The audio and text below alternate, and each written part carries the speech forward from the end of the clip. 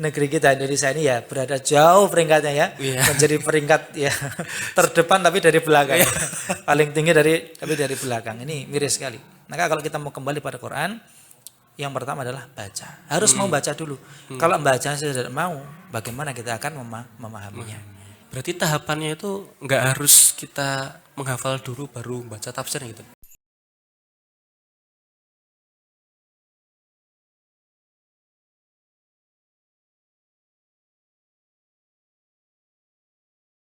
Warahmatullahi wabarakatuh. Ya, bersama saya Fikrul Amrudin gitu ya.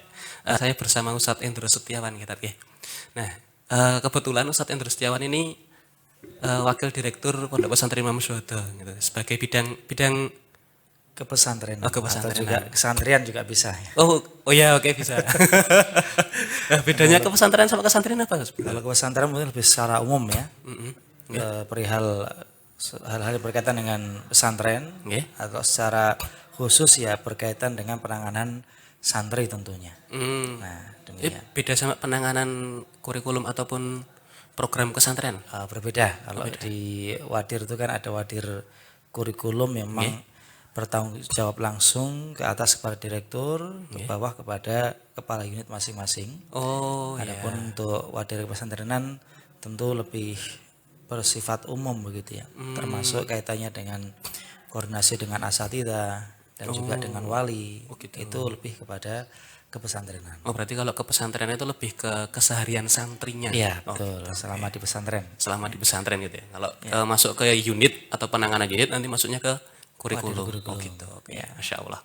Alhamdulillah kita langsung bisa bersama ke bagian kesantriannya gitu. Nah, Ustadz Endro ini sebelumnya juga pernah di Al-Mahir gitu. Ya, dulu selesai kuliah 2016 bersama dengan 4 rekan saya.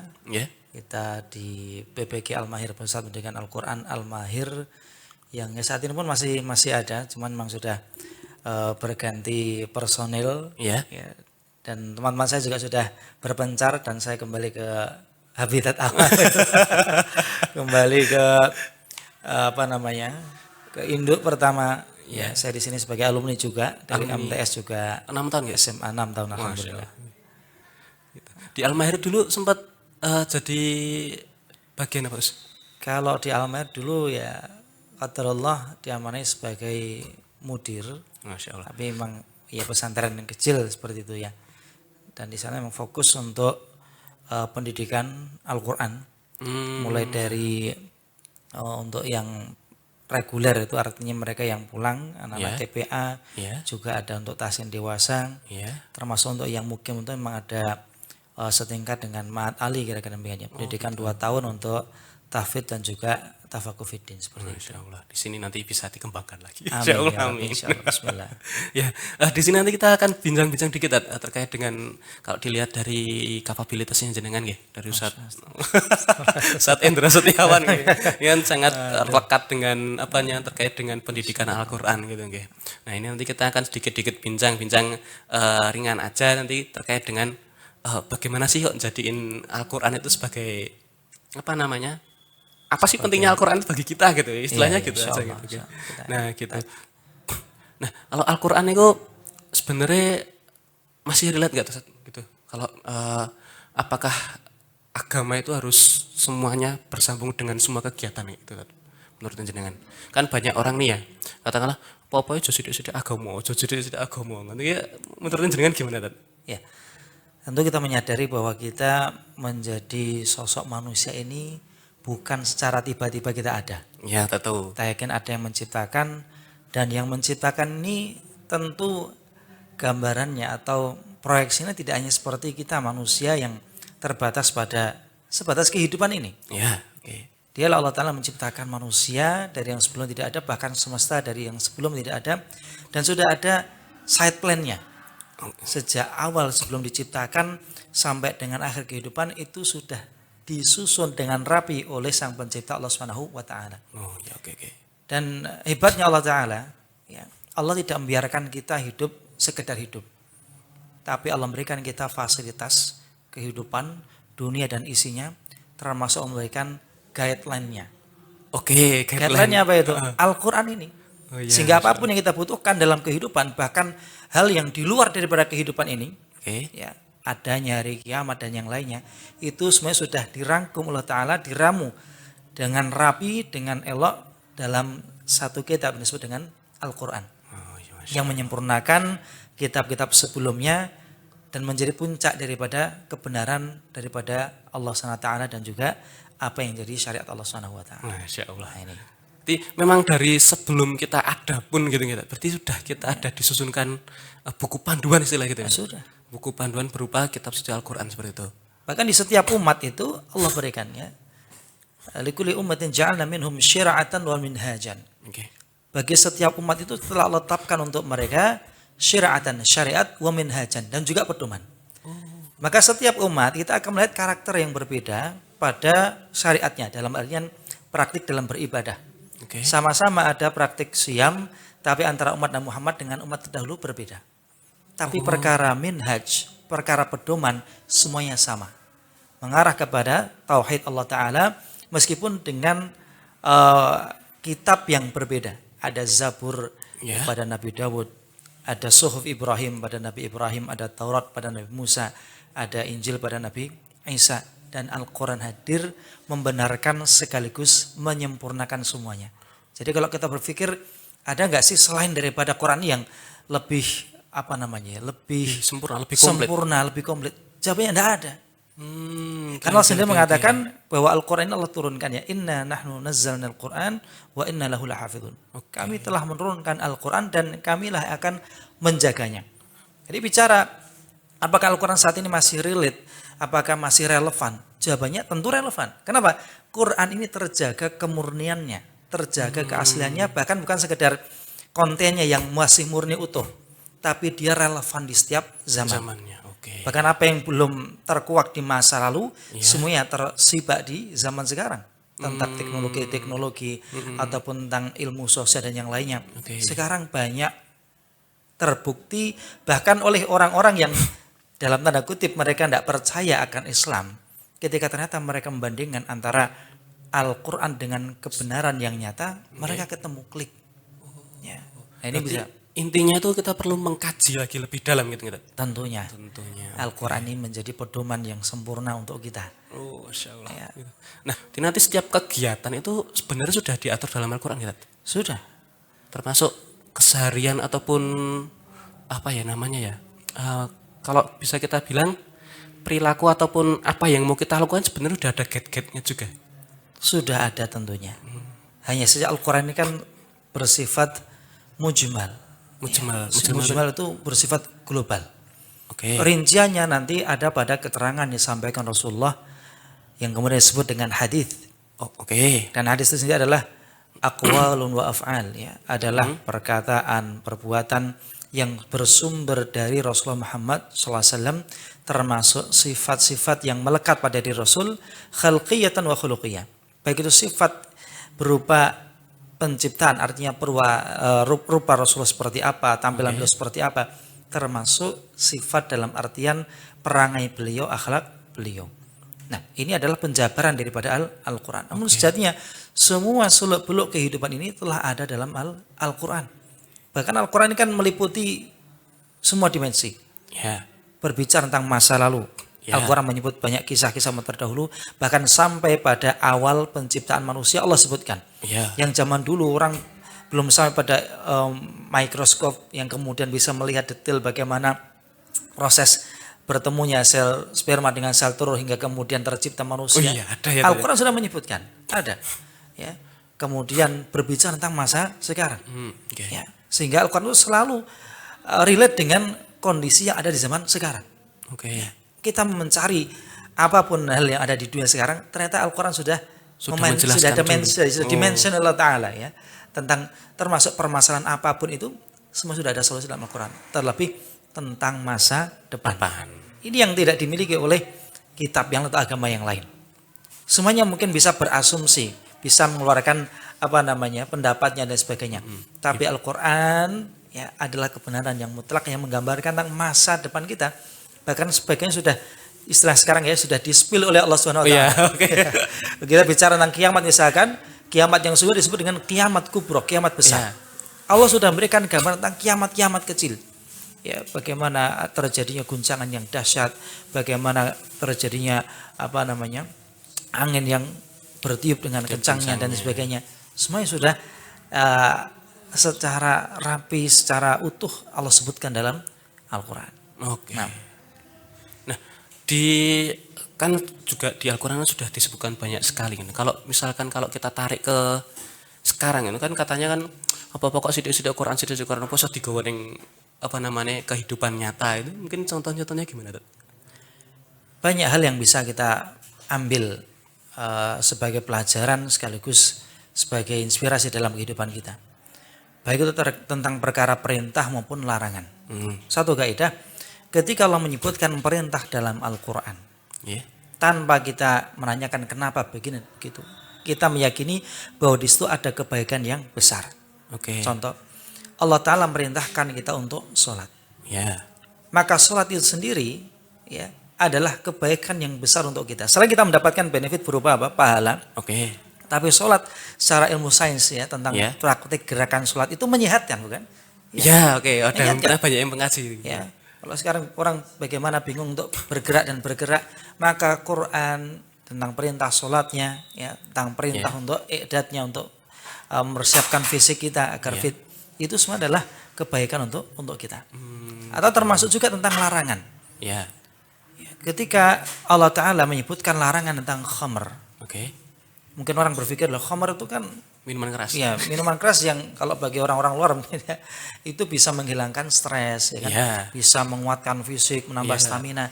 Tapi Allah Ta'ala sudah menyebutkan ketika ada yang bertanya, yas'alunaka 'anil khamri wal maisir. Mereka bertanya kepada Muhammad, ya ini orang-orang di zaman Rasul, tentang hukum khamr dan judi. Apa kata Allah?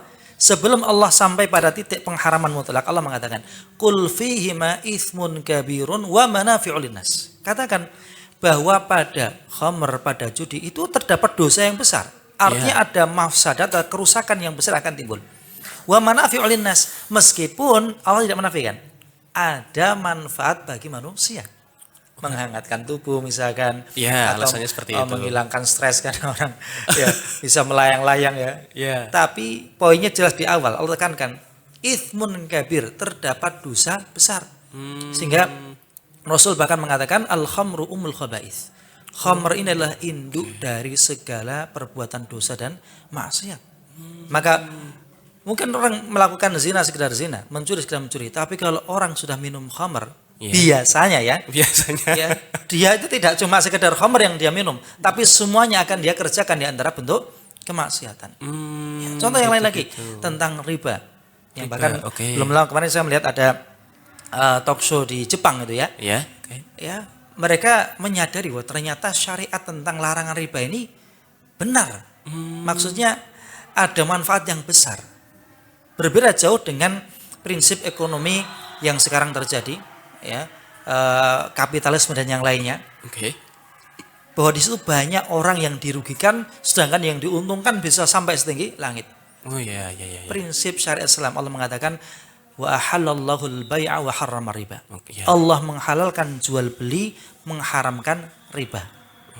Prinsipnya di sini orang menganggap mungkin seakan dua-duanya ini sama. Karena riba ini terjadi juga dalam jual beli. Tentu saja. Termasuk juga dalam piutang juga ya. Tapi sejatinya dua hal yang jauh berbeda, secara nilai, secara value-nya berbeda. Prinsip dari jual beli adalah antarodin. Seorang itu saling ridho. Tidak ada yang dirugikan. Bahkan ada prinsip khiyar, boleh memilih dahulu. Kalau cacat boleh dikembalikan. Itu prinsip Islam. Sedangkan prinsip riba adalah bagaimana mengambil keuntungan dari orang lain, tanpa dia bersusah payah. Misalkan orang jual HP harusnya kalau dibeli cash 1 juta. Kredit boleh ya. Kalau kredit yang syar'i misalkan 1 juta ini ditempo 1 tahun misalkan. Harusnya 1 juta ini selesai dalam 1 kali, dia tahun menjadi 100.000 per bulannya misalkan. Berarti ada tambahan 200.000. Asalkan ini di awal sudah jelas dan tidak ada penambahan, maka ini sah. Ini bukan riba. Karena ini kredit. Bedanya? Adalah ketika ada tambahan berupa denda keterlambatan. Karena riba pada dasar adalah riba nasi'ah. Nasi'ah itu ketika ada penangguhan kemudian ada tambahan. Sama dengan piutang. Ya, orang yang ngutang kalau dalam prinsip Islam, hutang itu tidak boleh ada tambahan. Qardun hasan. Ketika ada tambahan di situ, disitulah ada riba. Kenapa? Orang yang minjam dirugikan. Ya. Sama dengan jual beli tadi. Yang harusnya kalau 12 bulan bayarnya ya 100 ribu per bulan. Ketika terlambat kemudian ada denda mungkin 5.000, mungkin 10.000, itu termasuk riba.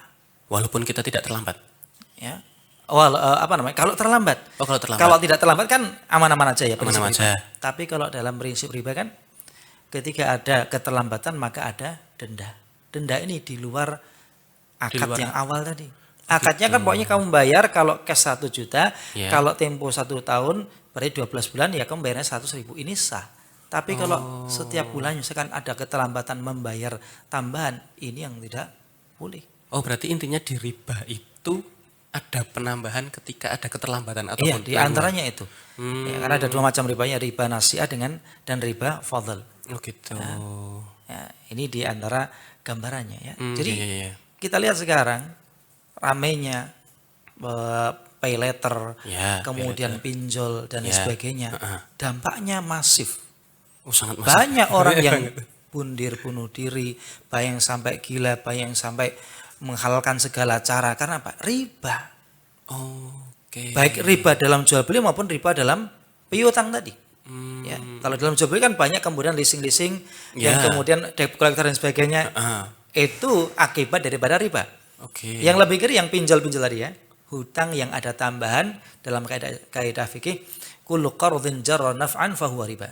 Setiap pinjaman yang terdapat tambahan atau manfaat yang diberikan kepada yang memberi pinjaman, maka disitulah terjadi riba. Maka sejatinya Quran sudah memberikan rambu-rambu yang luar biasa dalam kita bersosial, ya kan? Dalam kita beragama, dalam kita sebagai person, seorang hamba, seorang manusia pun Allah mengatur. La tahzan innallaha ma'ana. Iya benar. Berarti kalau bicara tentang teman, Al-Quran menjadi teman, Allah sudah lebih dahulu menjadikan orang beriman itu sebagai temannya bahkan kekasihnya. Ya, orang sekarang bingung tentang berbagai penyakit-penyakit yang timbul sekarang ya. Ada anxiety disorder atau apa itu ya. Depresi itu anxiety disorder atau apa itu ya. Dia itu cemas yang berlebihan gitu. Kecemasan yang berlebihan, kemudian merasa terkucilkan. Al-Quran sudah hadir, Allah sudah menyebutkan la tahzan. Tidak perlu engkau sedih. Kenapa? Innallaha ma'ana. Allah bersamamu kapan? Ketika kita mengingat Allah Subhanahu wa taala. Ini di antara gambaran peran Quran dalam kehidupan kita, andai saja kita merenungkan. Gitu. Tapi kalau terkait dengan kesedihan gitu, apakah selalu berkaitan dengan keimanan gitu? Sedih itu prinsipnya boleh. Asalkan seorang itu ketika dia sedih kembalinya kepada Allah Subhanahu wa taala. Dan tidak boleh berlebihan karena sedihmu membunuhmu. Satu kisah yang luar biasa Allah sebutkan dalam Al-Quran, kisah tentang Nabi Yakub alaihissalam. Bapaknya Nabi Yusuf alaihissalam. Nabi Yakub yang punya putra 12 anak, satu di antara mereka yang paling disayang, Nabi Yusuf. Yang setan menghembuskan rasa iri dan dengki kepada saudara Nabi Yusuf, sampai singkatnya kemudian Nabi Yusuf dibuang ke sumur dan sebagainya. Pulang-pulang mereka yang sebelumnya minta izin kepada Nabi Yakub untuk bermain dengan adiknya Yusuf, ternyata mereka sengaja untuk membuang Nabi Yusuf, tapi mereka datang dengan kebohongan, mengatakan, ya abana inna tarakna Yusufa 'inda mata'ina fa'akalahu dzib. Wahai ayah, tadi kami bermain-main, kami tinggalkan Yusuf di dekat barang-barang kami, ternyata dia diterkam oleh serigala. Ketika mendengar kabar itu, Nabi Yakub hanya bisa menangis. Beliau tidak marah kepada anak-anaknya, meskipun beliau tahu kebenarannya, tapi beliau tidak bisa menyembuhkan kesedihannya. Sampai kemudian setiap hari beliau menangisi tentang teringat akan anaknya Yusuf.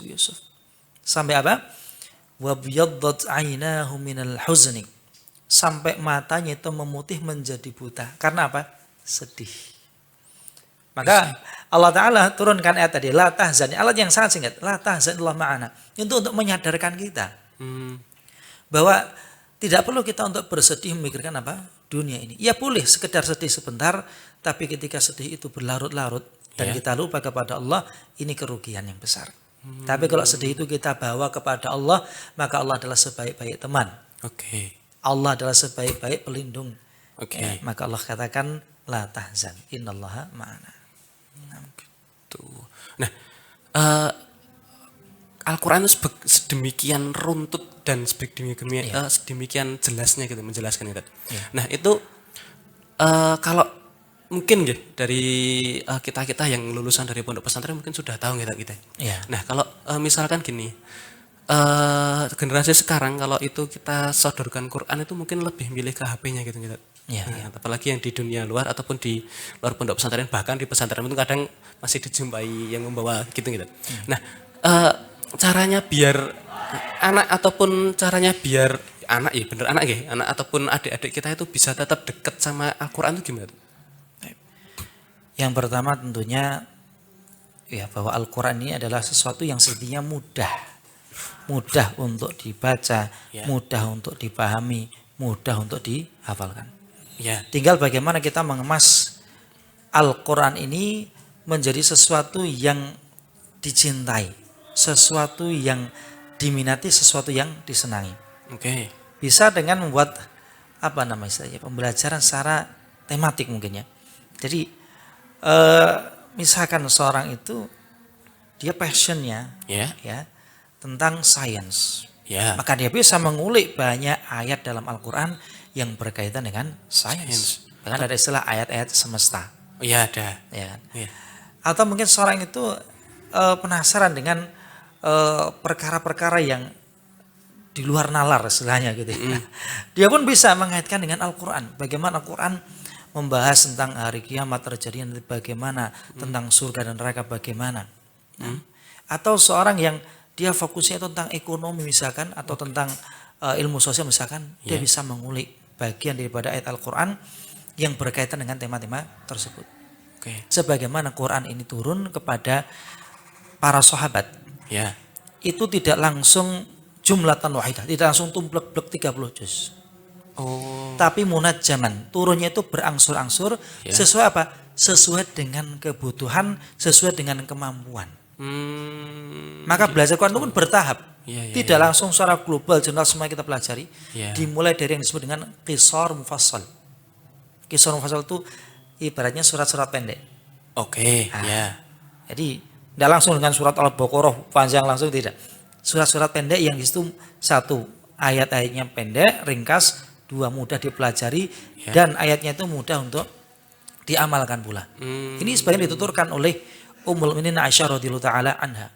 Beliau mengatakan bahwa ayat dan surat yang mula-mula turun kepada Rasul adalah qisar mufassal, surat-surat yang pendek. Kenapa?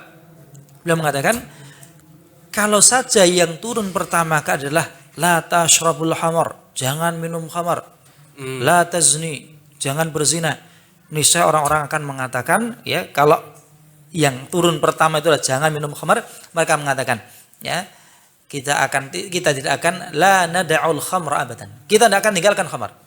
Dan kalau yang turun pertama kali jangan kalian berzina, mereka akan mengatakan la nada'u zina abadan, kita tidak akan meninggalkan zina selamanya. Kenapa demikian? Karena Allah mengetahui kadar iman mereka, Allah mengetahui kadar kemampuan mereka. Belum mampu untuk secara langsung meninggalkan apa yang mereka senangi itu. Berarti kalau kita menasihati ataupun kita menasihati membilangi teman kita itu nggak bisa langsung klek gitu. Betul sekali. Bertahap. Dan tidak harus berbicara tentang perkara yang besar, apalagi mendatangkan langsung syarat dalil. Qur'annya ayat sekian-sekian, tidak harus. Tapi kita bisa menyampaikan makna-maknanya. Demikian. Dengan cara berpikir yang benar. Dan Al-Quran bahkan mengajak kita untuk berpikir. Jadi kalau orang mengatakan kok dalil, sejatinya dalil Al-Quran itu mengajak kita berpikir. Surat 29 Allah mengatakan, Kitabun anzalnahu ilaika mubarakun liyadabbaru ayatihi waliyatadhakkara ulul albab. Kata Allah, inilah kitab, yakni Al-Quran, yang diberkahi. Lihat baru ayat itu. Tujuannya apa? Agar manusia mentadaburi, merenungkannya. Waliyatadzakkara ulul albab. Dan agar orang-orang yang memiliki akal, yang mau mikir itu bisa mengambil pelajaran. Oke. Ya, maka ya, cara berpikir Al-Quran itu sekali lagi tidak yang saklek langsung ya, pada ini dan itu. Oh, langsung nggak boleh, nggak bisa langsung tidak. Ya, gitu. tidak bisa. Tapi dengan pendekatan, bahkan pendekatan rasional. Oke. Di Tapi awal. kalau kita katakanlah kita nggak semuanya gimana ya? Kalau kita nggak hafal gitu, nggak bisa menghafalkan keseluruhan gitu, tetap menyampaikan sedikit-sedikit itu nggak masalah gitu. Nggak masalah. Sampaikan bil makna dengan maknanya.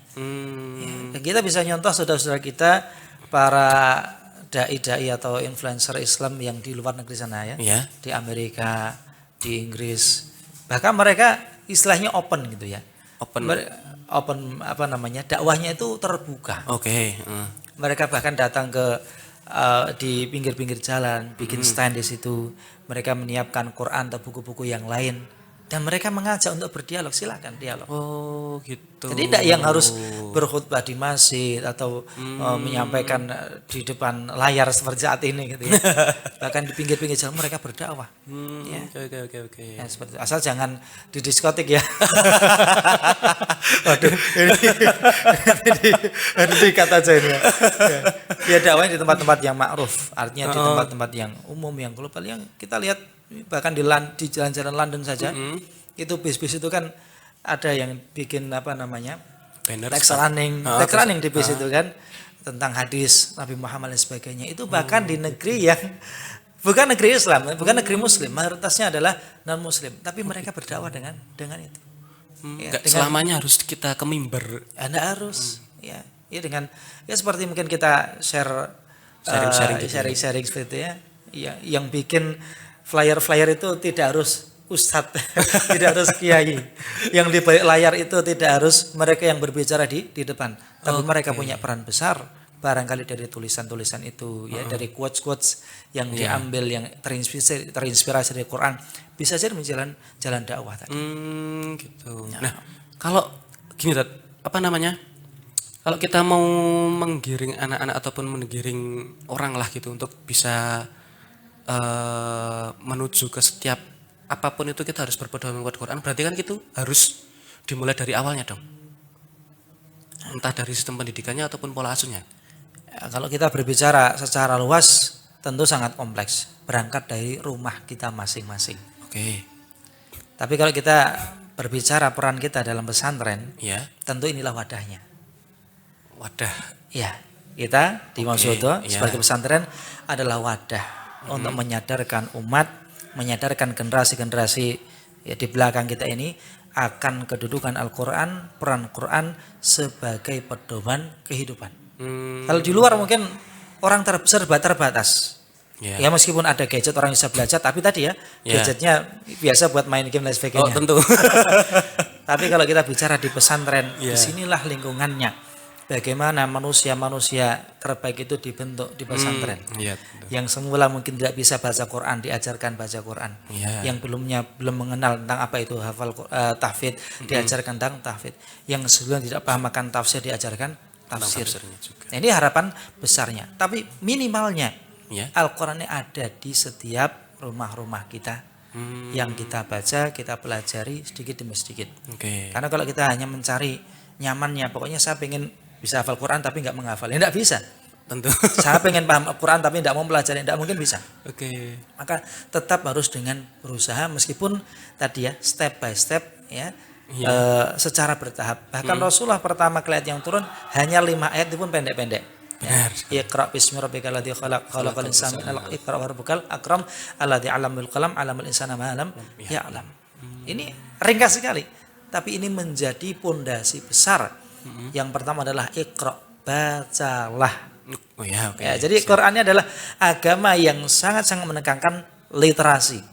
Yang saat ini negeri kita Indonesia ini ya berada jauh peringkatnya menjadi peringkat terdepan tapi dari belakang. Paling tinggi tapi dari belakang. Ini miris sekali. Maka kalau kita mau kembali pada Quran, yang pertama adalah baca. Harus mau baca dulu. Kalau baca saja tidak mau, bagaimana kita akan memahaminya? Dan baca itu biar nyaman bagaimana? Belajar cara membaca Quran yang baik. Nah, itu mungkin dari komunitas-komunitas kecil ya kan. Belajar mungkin dari Iqra dulu tidak masalah. Atau metode yang lain silakan. Setelah kita nyaman baca Quran, ya lancar baca Quran, beralih mungkin dari tafsir ayatnya atau dari terjemahnya dulu kata per kata. Lalu banyak kita menyimak ya kajian-kajian tentang Quran. Fa insyaallah akan semakin bertambah ya. Iman kita bertambah pula semangat dalam belajar Quran. Oh, berarti tahapannya itu nggak harus kita menghafal dulu baru baca tafsirnya gitu. Jangan, justru jangan menghafal dulu. Kaidah yang diterapkan para sahabat ya. Kunna la nujawizu 10 ayat. Dahulu kami saat belajar Quran, tidaklah kamu lewatkan 10 ayat. Illa wa qara'nahu, kecuali kami telah membacanya. Nah, dan kami telah mempelajarinya dan kami kemudian mengamalkannya. Umar bin Khattab bahkan untuk selesai mengkhatamkan Al-Baqarah butuh 8 tahun. Nah, waktu yang sangat lama. Tapi kebanyakan sekarang ya ini yang perlu kita koreksi juga ya. Banyak orang tua pengennya anaknya cepat hafal Quran. Nah, gitu. Ya, akhirnya apa? Yang dikejar hanya target hafalannya, tapi maknanya, pengamalannya jauh tertinggal di belakang. Nah, ini keliru. Tidak semua sahabat tuh hafal Quran, tapi semua sahabat mengamalkan Quran. Ini yang paling penting. Menghafal Quran itu bukan fardu ain. Yang fardu adalah mempelajari dan mengamalkannya. Ini yang menjadi perhatian kita bersama. Jadi tahapan intinya berusaha membacanya, berusaha untuk mempelajarinya, kemudian berusaha untuk apa? Menghafalkannya. Oh, berarti menghafal itu malah tahapan-tahapan di akhir gitu. Iya. Oh, setelah pengamalan. Iya. Tapi kalau kita katakanlah di di TK ataupun SD itu kan kadang ada targetnya itu, tapi juga nggak masalah juga. Tidak masalah, karena pengamalan ini kan bisa dimaknai secara umum.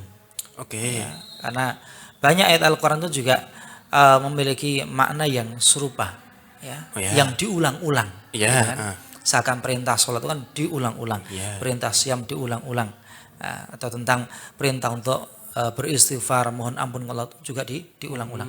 Maka setidaknya perkara-perkara yang pokok yang mendasar ini sudah kita berusaha untuk amalkan. Selebihnya kalau kita sudah menguasai istilahnya Al-Quran, sudah menghafalnya, barulah nanti kita masuk pada tahapan berikutnya. Bahkan kalau yang pengen ambil kuliah tafsir atau ilmu tafsir di Jami'ah Islamiyah Madinah, itu syaratnya memang harus 30 juz. Sudah harus 30 juz. Tidak bisa orang langsung lompat belajar tentang ilmu tafsir secara penuh, tamar melewati 30 tidak bisa. Karena itu sudah level yang kompleks ya, sudah next levelnya. Tapi kalau kita dalam tahapan awal, ya sembari kita membacanya, berusaha menghafalkannya, dan juga mempelajarinya tadi, tidak masalah. Kira-kira demikian. Nah, kalau dalam proses penghafalan kan mesti ada beberapa, tetap ada tantangan ya tadi. Mungkin sama tipsnya gitu gimana? Terkait dengan menghafal Quran yang merupakan kemuliaan dari Allah Subhanahu wa taala. Allah yang menjamin Rasulullah SAW akan dikuatkan dengan Al-Quran. Bahkan di awal-awal turun wahyu itu Rasulullah tergesa dalam ingin mengikuti bacaan malaikat Jibril karena khawatir beliau akan lupa. Allah katakan la tuharrik bihi lisanaka lita'jala bih. Janganlah engkau gerakkan lisanmu karena terburu-buru untuk mengikuti bacaan Jibril. Inna alaina jam'ahu wa qur'ana. Kami yang akan menghimpun Quran dalam hatimu dan kami akan membacakannya untukmu. Maka yang pertama adalah bagaimana kita menghadirkan keikhlasan niat. Orang kalau sudah punya niat yang ikhlas, tulus bahwa dia menghafal Quran ini bukan sekedar ngejar biar saya dapat beasiswa kedokteran. Kan banyak begitu. Banyak. Bahkan di beberapa pesantren itu ya motivasinya itu. Ternyata motivasi duniawi ini ada yang salah. Harus ikhlas karena Allah, bahwa menghafal Quran ini adalah sebuah kemuliaan, baik untuk yang menghafalnya ataupun untuk orang-orang yang dicintainya, menjadi syafaat. Nah, yang kedua, setelah keikhlasannya adalah yakin. Yakin dalam artinya apa? Yakin bahwa Quran ini ditakdir oleh Allah Ta'ala mudah untuk dibaca, untuk dihafalkan, untuk dipelajari, juga diamalkan. Tinggal kembali kepada pondasi yang pertama, ikhlas tadi. Bahkan Allah ulang 4 kali dalam surah Al-Qamar ya. Walaqad yassarnal Qur'ana lidzikri fahal min muddakir. Dan sungguh telah kami mudahkan Quran itu untuk dipelajari, ya, untuk diingat. Fahal min muddakir, maka adakah yang mau untuk mengambil pelajaran? Jadi tinggal siapa yang mau mengambil peran di Quran ini, asalkan dia ikhlas, dia yakin, pasti akan dimudahkan. Meskipun kata mudah ini tidak identik dengan kata cepat. Ya, mudah dalam hal mudah di sini maknanya apa? Seorang akan dimudahkan ya dalam interaksinya dengan Al-Quran. Ya, dia akan dimudahkan untuk mencintai Quran, dimudahkan dia untuk mempelajarinya, bahkan sampai pada pengamalan dan mendakwahkannya. Nah, baru kemudian dia lanjutkan dengan apa? Menjadikan Quran ini sebagai pedoman dalam kehidupan. Bagaimana dia terapkan akhlak-akhlak Quran dalam kesehariannya. Dan para sahabat adalah contoh yang luar biasa. Ketika turun ayat tentang pengharaman khamar secara mutlak. Di Madinah kala itu mereka penduduk Madinah kebanyakannya adalah para petani kurma dan para petani anggur. Dua komoditas ini tidak semuanya langsung dikonsumsi. Karena ketika panen berlimpah mereka akan menyimpannya. Kalau kurma mungkin dikeringkan. Tapi untuk anggur banyak yang kemudian dijadikan sebagai apa? Bahan khamar. Jadi banyak gentong-gentong yang ada di rumah-rumah para sahabat sebelum turunnya pengharaman mutlak. Ketika turun pengharaman mutlak, langsung mereka ya beratnya digedor semua, dijebol semuanya, ditumpahkan itu khamar ya, sehingga seakan Madinah kala itu banjir khamar. Kira tentang pengamalan. Ya, menghafal Quran tanpa mengamalkannya. Ya, itu hanya seperti mulus di atas air. Hanya mengalir saja, tidak membekas. Tapi tetap dapat pahala kan? Dapat pahalanya. Pahalanya dapat. Tapi tidak akan membekas. Membekas. Enggak banyak pula kita jumpai bahkan orang-orang di luar Islam, orang-orang orientalis, mereka ada yang hafal Quran, ada. Tapi apakah membekas dalam hati mereka? Tidak sama sekali. Tidak didasari karena iman, tidak didasari karena ikhlas. Maka bagi setiap yang menghafal Quran, hendaklah dia mengamalkan Quran dalam kehidupan. Tentu secara bertahap. Dan tidak ada orang yang sempurna bisa mengamalkan semuanya. Setidaknya dia berusaha. Lalu yang terakhir adalah istiqomah. Kunci daripada menghafal adalah istiqomah. Dimulai dari tahsinut tilawah, memperbaiki bacaan. Kemudian istiqdaat, mempersiapkan hafalan. Kemudian tasmi' atau menyimakkan bacaan itu kepada guru yang terbaik tentunya kita upayakan. Yang berikutnya adalah al-muraja'ah wa tikrar atau at-tikrar wa muraja'ah, mengulang dan mengulang. Karena menghafal adalah tentang bagaimana kita mengulangi yang sudah kita hafal. Ya. Dan Rasul mengatakan dalam hadis qudsi bahwa Allah Ta'ala berfirman mengatakan kepada mereka para ahli Quran nanti di hari kiamat, Iqra' wartaqi. Baca dan naiklah. Fa inna manzilataka fi akhir ayatin taqra'uha. Kedudukanmu di surga adalah pada ayat yang terakhir engkau baca. Maksudnya di sini semakin banyak kita membacanya, mengulang-ulangnya, tidak sebatas banyak hafalannya loh ya. Beda ya. Beda. Tidak. Orang yang banyak hafalan tapi jarang murojaah berbeda dengan orang yang banyak murojaahnya. Tapi buat banyak murojaah tetap banyak hafalan dong. Ya, harapannya demikian. Tapi ada orang yang sudah mungkin mengulang sekian kali kok enggak hafal-hafal. Enggak masalah. Karena setiap dia mengulang itu kan bertambah pahala. Tapi kalau sekedar sekali kemudian hafal atau istilahnya orang punya kecepatan hafal yang luar biasa, tapi tidak dia ulang-ulang, ya ini tidaklah sama dengan yang rajin mengulang tadi.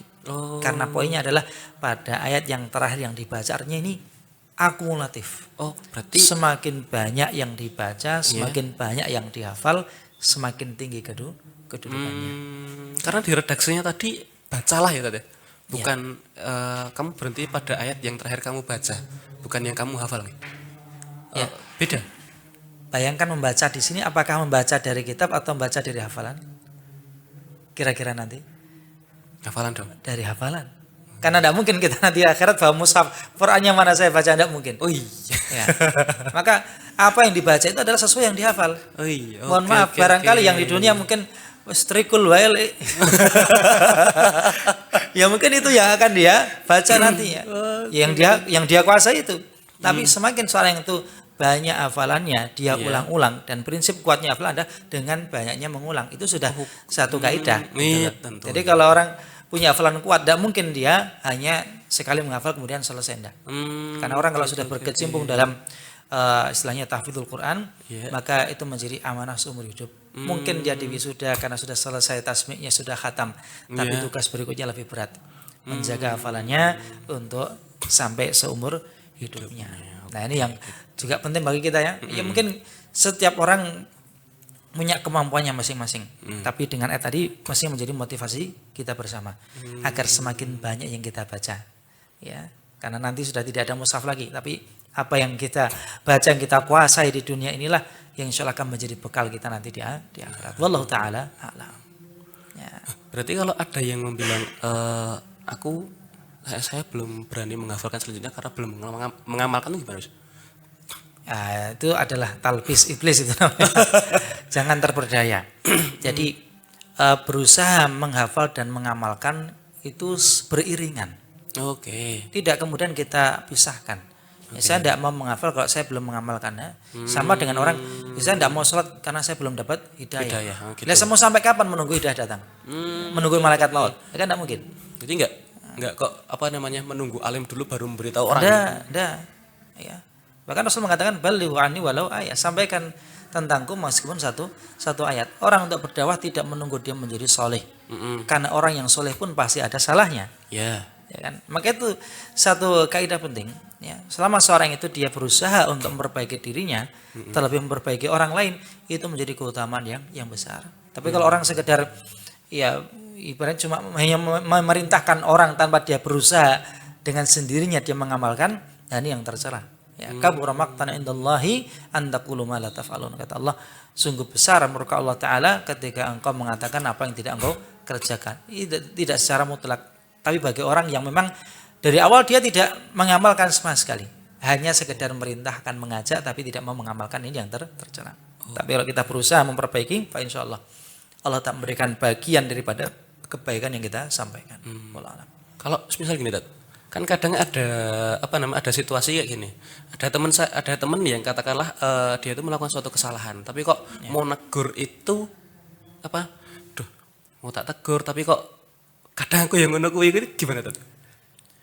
Ketika kita melihat kemungkaran itu di depan kita, terjadi di depan mata kita, kewajiban kita adalah mengingatkan. Oke. Perkara kita pernah melakukan, maka setiap orang sekali lagi pasti punya catatan. Oke. Dan catatan itu adalah antara dia dengan Allah Subhanahu wa taala. Yang ketika dia mau bertobat, kembali kepada Allah taala, pasti Allah akan ampuni. Tapi ketika dia melihat kemungkaran di depan mata, dia biarkan, justru dua-duanya mendapatkan dosa. Yang satu karena dia bermaksiat, yang kedua membiarkan kemaksiatan. Ya. Karena orang yang diam daripada kebenaran adalah syaitan ahros. Digambarkan Rasul itu taubahnya seperti setan bisu. Jadi malah sengeri ini orang yang diam dari maksiat adalah setan bisu. Ya. Maka ya ahli maksiat yang pasif itu ya seperti itu. Hati-hati. Ya, tipu daya setan itu seperti itu. Kamu ngingetin orang kamu aja masih begitu. Ya, nanti nggak ada yang mengingatkan. Kenapa? Setiap orang punya catatan. Oke. Ya. Maka kemaksiatan yang terjadi yang tidak nampak oleh mata manusia itu sejatinya adalah tabir dari Allah Subhanahu wa taala. Yang Allah menunggu hambanya untuk bertobat. Yang ketika dia mau bertobat maka dia akan diampuni. Oke. Sebaliknya orang yang menyingkap sendiri tabirnya Allah, itu disebut dengan al-mujahirun, orang yang terang-terangan bermaksiat. Meskipun tidak harus menampakkan maksiatnya, tapi menceritakan, itu sudah termasuk mujahirun. Rasul mengatakan kullu ummati mu'afa, setiap umatku pasti akan dimaafkan, ya, illal mujahirun, kecuali mereka yang menampakkan maksiatnya. Di sini bukan secara eksplisit dia bermaksiat dipamerkan, tidak. Rasul mengatakan seseorang bermaksiat di pagi hari, di malam hari dia ketemu dengan kawannya, dia mengatakan fa'altu, ya, aku melakukan pagi tadi ini dan itu. Atau sebaliknya, orang bermaksiat di malam hari telah ditutup oleh Allah Ta'ala dari pandangan manusia, di pagi hari dia cerita fa'altul barihata kata wa kata. Semalam aku melakukan ini dan itu. Buka aib gitu. Iya. Buka aib itu termasuk mujahirun, orang yang terang-terangan berbuat dosa, apalagi orang yang memang maksiatnya terang-terangan, ya kan, bahkan dipamerkan di medsosnya, ya, dibangga-banggakan. Nah, ini kemaksiatan di zaman sekarang ketika orang sudah tidak merasa malu lagi, merasa tidak perlu ditutup-tutupi lagi. Maka hati-hati ya, kita sendiri sekali lagi kita pasti punya kekurangan. Tapi ketika ada kawan kita yang salah, jangan kita biarkan karena kita merasa kita masih kurang. Justru mari bersama-sama kita perbaiki, kita rangkul. Ya, kita rangkul. Oh, kalau gini tak, kan dulu sempat di beberapa 1 tahun ke belakang ya. Itu kan ada kejadian gini. KKN gitu. Ya. Cerita dikit tentang KKN. Nah, di KKN itu kan gini, anak-anak kampus itu kan kadang enggak ada yang beberapa itu memang minum gitu. Nah, kebetulan saya itu bersama kelompok-kelompok anak-anak yang minum ini. Tapi saya nggak minum. Ya. Nah, itu kalau saya kan ditawari kalau saya langsung melarang bu ojo ngono kan ya agak gimana gitu. Terutama kan juga anak baru ataupun orang yang baru masuk ke lingkungan yang baru juga. Nah, itu respon saya tuh gini, ketika disodorkan ini minuman ini nek sampai ke tanganku bakal tak buang. Tapi saya nggak berani bubarin sana. Itu gimana, Tad? Itu sudah termasuk inkarul munkar, sudah termasuk mengingkari kemungkaran. Karena level ingkar munkar itu kan ada 3 ya. Yeah. Man ra'a minkum munkaran falyughayyirhu biyadihi. Orang yang melihat kemungkaran di antara kalian adalah dia hilangkan dengan tangannya. Tangan di sini kekuasaan, ya, kemampuan yang dia miliki. Iya. Fa illam yastati' fa bilisani. Kalau tidak mampu dengan lisannya. Iya. Ya, dengan menegurnya. Baik itu mengatakan itu tidak boleh, itu haram, atau dengan bahasa kiasan tadi, itu sudah termasuk dengan lisan. Minimalnya apa? Fa illam yastati' fa biqalbihi. Kalau tidak mampu, minimal dengan apa? Hatinya. Wa dzalika adhaful iman. Itu selama-lamanya iman. Kalau cuma bisa diam saja, tapi dalam hatinya dia tidak srek, itu sudah termasuk ingkar mungkar. Tapi di level yang paling bawah, bahkan disebutkan iman yang paling lemah. Walaupun itu saya nggak sampai membubarkan mereka itu nggak masalah sebenarnya. Tidak masalah. Oh, gitu. Ya, karena bertahap. Bahkan ada, mungkin sebagai penutup ya, kisah Imam Ahmad. Ya, Imam Ahmad itu bertetangga dengan seorang pemuda pemabuk. Setiap malam pemuda itu, ya karena dia mabuk ya, melayang-layang gitu, dia mungkin teringat akan masa lalunya. Ya, yang mungkin sesak itu dia mengatakan saya lupa kalimatnya. Intinya dhayya'uni. Mereka telah menyiakanku, mereka telah membuangku. Itu tiap hari dia malam nyanyi gitu ya, dongeng itu terus. Imam Ahmad selalu mendengarnya setiap malam. Apakah beliau lempar batu ke pemuda tadi? Tidak. Ya, beliau udah dipanggil teman-teman, dikeroyok ya. Beliau hanya diam saja. Ya, beliau tetap fokus dengan ilmu beliau, tetap fokus dengan amaliyah beliau. Sampai satu ketika pemuda ini dicokok oleh petugas kepolisian ibaratnya gitu ya. Ya, digerebek, di penjara. Apa yang dilakukan Imam Ahmad? Beliau datang. Karena beliau punya kedekatan dengan amir atau gubernur di masa itu, beliau langsung lobby gubernurnya, wahai gubernur, ini pemuda tetanggaku. Tolong bebaskan dia. Pada statusnya apa? Seorang pemabuk. Dan ketika hari pembebasan itu Imam Ahmad datang langsung ke penjara, datang kepada pemuda tadi. Pemuda tadi kaget. Wahai Imam, engkau Imam Ahmad, engkau tetangga aku itu. Mengapa Anda ke sini? Wahai fulan, aku datang kepadamu untuk membebaskanmu. Maka sekarang adakah orang yang menyia-nyiakanmu? Ya. Adakah orang membuangmu? Dia mengatakan, tidak ada wahai Imam. Engkaulah sebaik-baik tetanggaku, sebaik-baik kawanku. Masya Allah. Nah ini mengingkari kemungkaran dengan cara yang elegan. Iya, benar sekali. ya mungkin di awal tadi saya katakan itu setan yang diam. Maksudnya ketika orang sudah tidak respon sama sekali, ini sebuah aib. Tapi kalau orang itu masih punya respon, ya merespon kemungkaran itu dengan caranya tentu ya. Setiap orang punya caranya tersendiri. Imam Ahmad, ya beliau seorang imam, tidak mungkin dia melempar, ini malah justru mencitrakan bahwa ini imam radikal. Benar. Dengan cara yang elegan. Oke.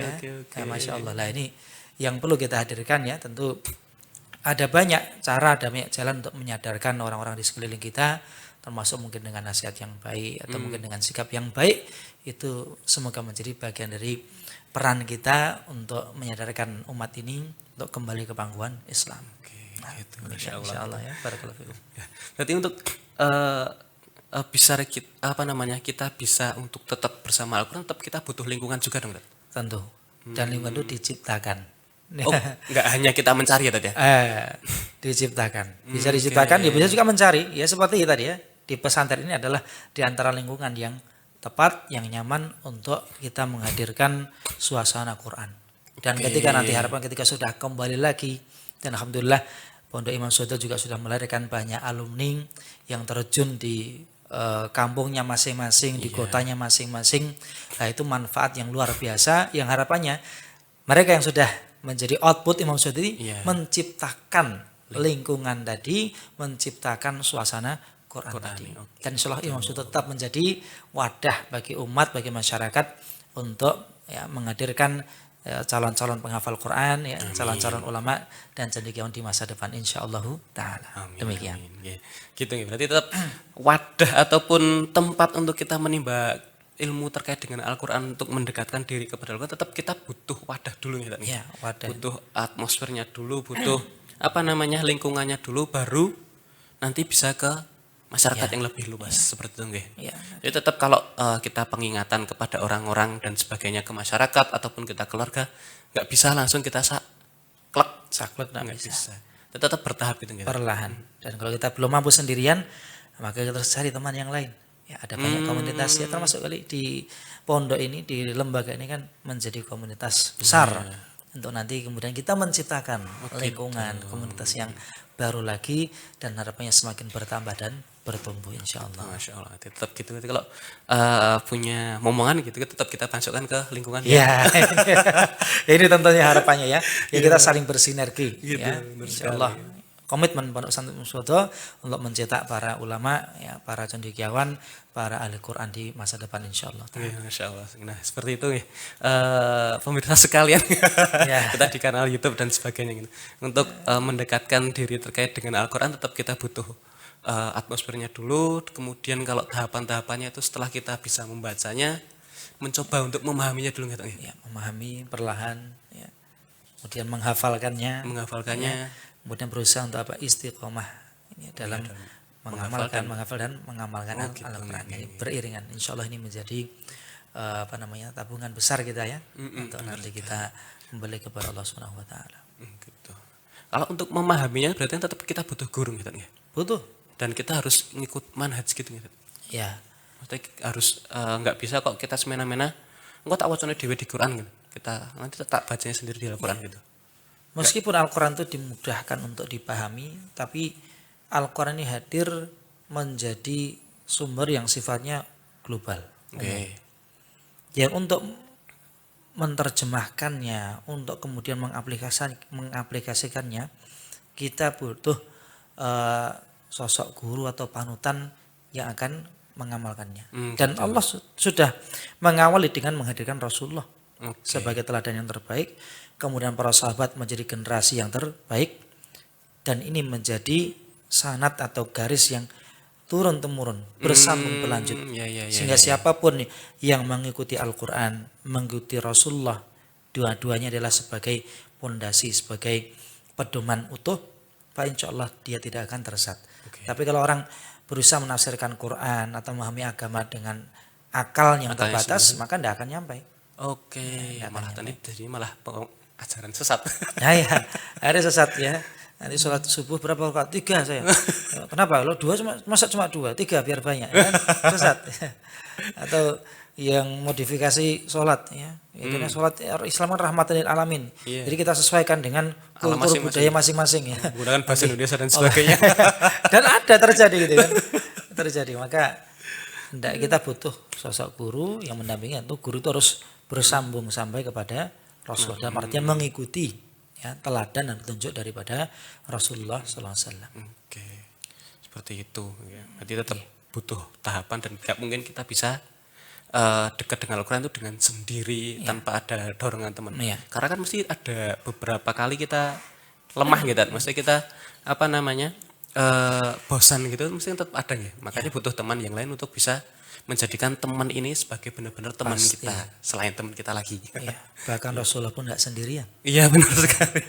Rasulullah yang semula sendiri dihadirkan orang-orang yang terbaik mendukung beliau, menopang beliau. Gitu. Dan itu hikmah dari Allah Subhanahu wa taala bahwa untuk menjadi manusia yang baik kita tidak bisa sendirian. Benar sekali ya Allah. Nah seperti itu kesimpulannya hari ini ya. Nah, mungkin ada closing statement, mungkin nasihat-nasihat quotes of the day buat pemirsa sekalian. Ya, saya sebenarnya tidak pandai untuk membuat quotes ini. Tapi singkat saja mungkin ya. Dengan Al-Quran kita menjadi hidup, tanpa Al-Quran kita bukan apa-apa. Sudah itu aja. Mungkin cukup ini dulu, mungkin sebenarnya masih banyak saya mau ditanyakan. Mungkin ada sesi tanya jawab gitu, mungkin boleh ya tadi ya. Boleh kapan-kapan insya Allah kita tanya jawab terkait dengan apapun gitu ya, terutama dengan Quran ini. Bagaimana mau keluh kesah yang terkait dengan menghafal dan sebagainya gitu, mungkin bisa didiskusikan di lain waktu gitu ya. Insya Allah. Nah, mungkin cukup itu dulu, mungkin sudah lumayan lama gitu kan. Tak terasa. Sudah lumayan nggak terasa, sudah setengah jam lebih gitu nggih. Mungkin cukup itu dulu dari kami. Sekian, mohon maaf jika ada salah kata dan salah ucapnya. Terima kasih sekali Ustadz Sama-sama. telah meluangkan waktunya yang sangat sibuk dari berbagai agenda untuk menyempatkan kita ke ruangan studi yang perdana ini gitu. Insya Allah nanti kita ada beberapa, ya mungkin ada yang perlu dibenahi gitu untuk dekorasi yang baru gitu. Insya Allah, semoga dimudahkan. Ya. Dimudahkan. Sukses untuk media Imam Syuhud. Amin gitu. Cukup dulu dari kami, sekian. Assalamualaikum warahmatullahi wabarakatuh.